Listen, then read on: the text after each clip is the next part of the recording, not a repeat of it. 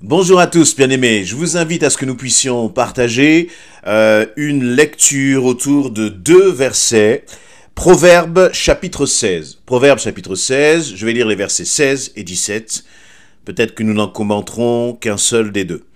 Combien acquérir la sagesse vaut mieux que l'or? Combien acquérir l'intelligence est préférable à l'argent? Le chemin des hommes droits, c'est d'éviter le mal. Celui qui garde son âme veille sur sa voie. Amen. Premier verset au verset 16, eh bien, l'auteur du livre des Proverbes nous dit qu'il est préférable d'acquérir la sagesse plutôt que l'or.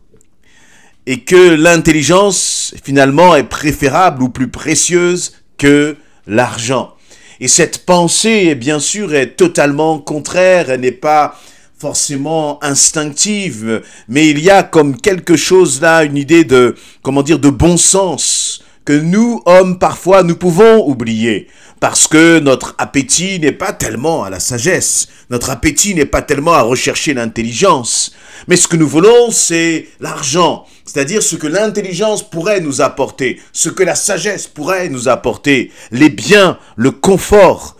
Et c'est intéressant de voir, de réfléchir quelques instants, sur non seulement cette idée de la sagesse et de l'argent, mais bien plus encore de la bénédiction finalement.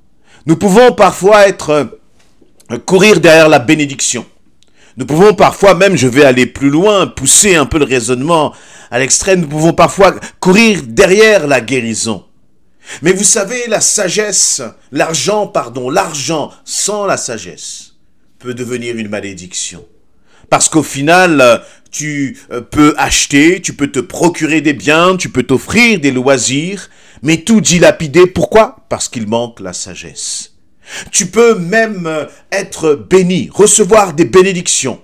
Et lorsque je parle de bénédiction, ça peut être des talents, ça peut être un ministère, un service pour le Seigneur, ça peut être d'avoir une voix magnifique qui fait lever les foules, tu peux être un musicien excellent, doué, et tu es béni à travers cela, tu peux être un orateur que les gens aiment écouter, mais s'il n'y a pas de sagesse, tout cela peut te mener à ta perte, et peut me mener aussi à ma perte. Tout cela parce que, derrière cela, cela peut générer de l'orgueil. Cela peut générer une forme de suffisance. Ça peut générer le sentiment qu'on n'a pas besoin de Dieu. Et finalement, tout ce qui était initialement comme une bénédiction, parce qu'il n'y a pas de sagesse, se tourne en malédiction. Tout ce qui était une bénédiction peut même être gaspillé. Et je vais même aller encore plus loin. J'ai vu parfois des hommes et des femmes baptisés du Saint-Esprit. Et donc avec ce que le Seigneur avait mis comme don en eux, ces personnes auraient pu être des serviteurs efficaces entre les mains de Dieu. Mais parce qu'il n'y avait pas de sagesse, parce qu'il n'y avait même pas le désir de servir, ce qui était une course qui était bien commencée, finalement, excusez-moi cette image, mais c'est terminé dans le décor parce qu'il y a manqué de sagesse. La sagesse. Le problème de la sagesse, c'est pourquoi, ou de l'intelligence, c'est pourquoi de moins en moins d'hommes et de femmes vont rechercher ces choses-là. Parce qu'autant on aime les choses qui sont rapides, on aime les choses que l'on obtient facilement dans une société de consommation, dans une société finalement où on veut tout de suite et rapidement. Et la sagesse, c'est quelque chose qui prend du temps parfois à acquérir. Ce n'est pas du temps simplement dans les livres, ce n'est pas du temps dans les études qui vont nous donner la sagesse d'en haut, mais ce qui va nous donner la sagesse d'en haut, ce qui va te donner la sagesse d'en haut, c'est de passer du temps dans la présence de Dieu. C'est de passer du temps dans la présence du Père. En un claquement de doigts, Dieu peut remplir ton compte en banque. En un claquement de doigts, et même dès ta naissance, Dieu peut te donner des dons et des talents, comme je disais tout à l'heure, dans la musique, dans la comptabilité, dans le chant, dans l'art oratoire, je ne sais quoi d'autre. En un instant, Dieu peut te donner tout cela. Mais je ne crois pas que Dieu nous donne la sagesse en un claquement de doigts. La sagesse, vous savez, c'est comme tout ce qui est précieux. Il faut la rechercher. Et la rechercher non pas auprès des hommes, mais aux pieds de Jésus-Christ. Et c'est en passant du temps dans sa présence, c'est en passant du temps dans ce livre merveilleux qu'est la parole de Dieu, que le Seigneur nous remplit de sa sagesse.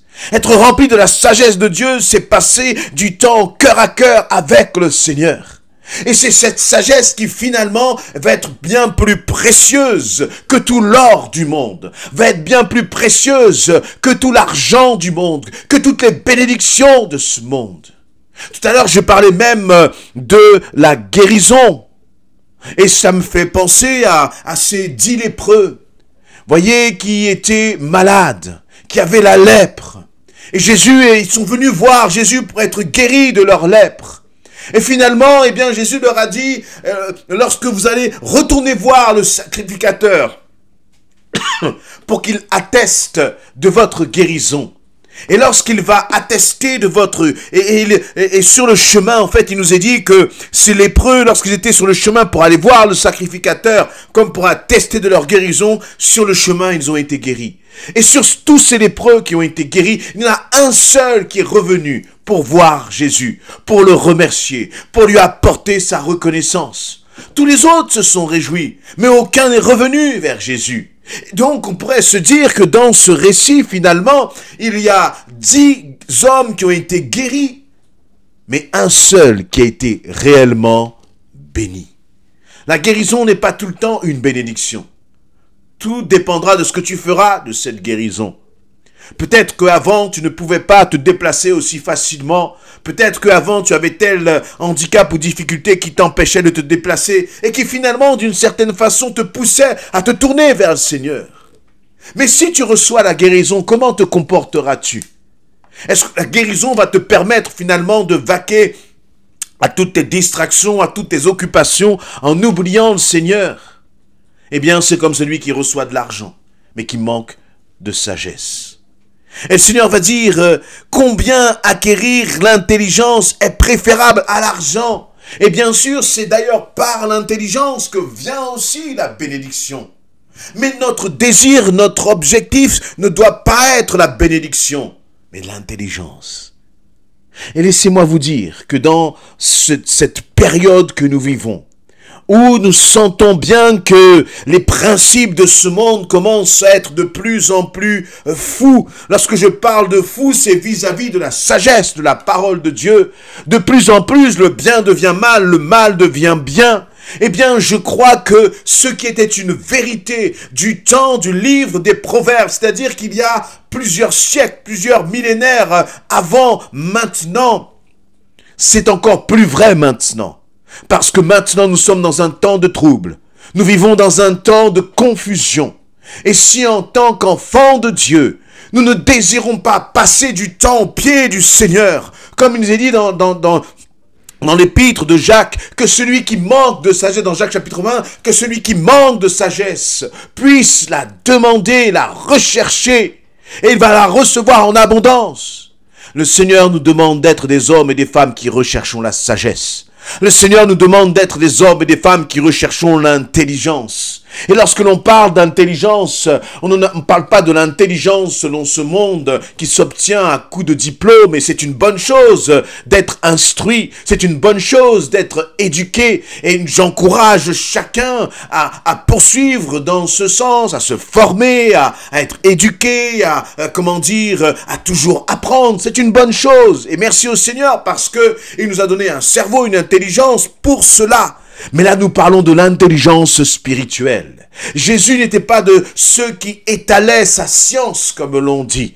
Mais on voyait que dans son cœur, il y avait une intelligence, il y avait une sagesse qui confondait justement les religieux, qui confondait les méchants de ce monde. Et cette sagesse, elle était empreinte d'amour. Cette sagesse, elle était empreinte justement des principes du royaume de Dieu. Dis-moi, dans ce que tu vis, dans ce que tu traverses, dans ton travail, dans ta famille, dans ton église, par quelle décision, par quelle intelligence tu prends tes décisions?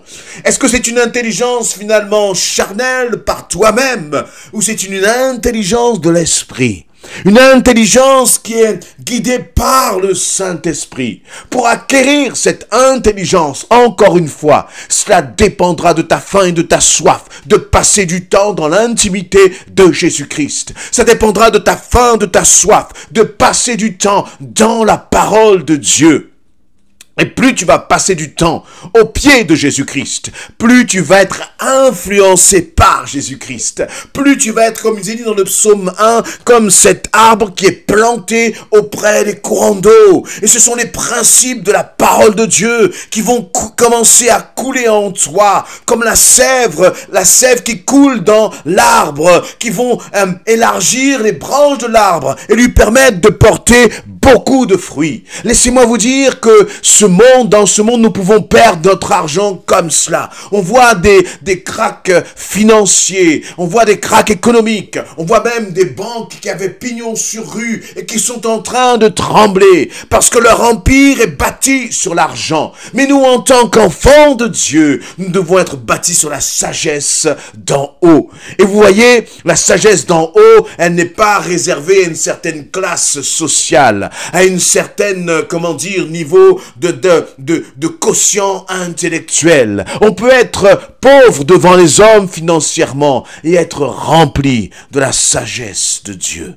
Et ce que je vous encourage à faire, c'est d'aspirer encore, d'affectionner les choses d'en haut, d'affectionner la parole de Dieu, parce que je crois que si tu es un enfant de Dieu, mais qui ne prend pas du temps à ouvrir cette parole, à la lire, à la méditer, à la manger, eh bien que tu es comme finalement un riche qui ne bénéficie pas pleinement des trésors qu'il a. Laisser la parole de Dieu fermée sur une étagère, c'est faire preuve tu passes à côté de l'essentiel finalement. Parfois, on peut courir après beaucoup de distractions dans ce monde. On peut même passer beaucoup de temps dans nos propres projets. Alors que la vraie richesse, nous l'avons là, juste sous nos yeux, juste à côté de nous. Mais je crois que pour chacun d'entre nous, il est plus que jamais important de passer du temps dans ce précieux trésor qui est la parole de Dieu, qui est cette lettre d'amour que Jésus-Christ a écrit pour toi. Veux-tu être riche? Veux-tu être intelligent? Veux-tu être sage? Alors viens simplement au pied de Jésus. La sagesse, l'intelligence, non pas pour nos propres projets, mais pour la gloire de Dieu.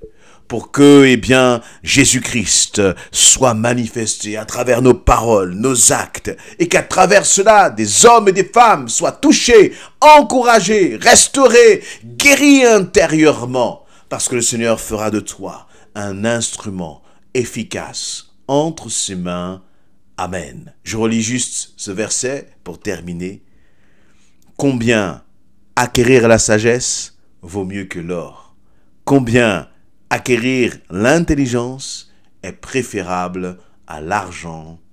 Amen.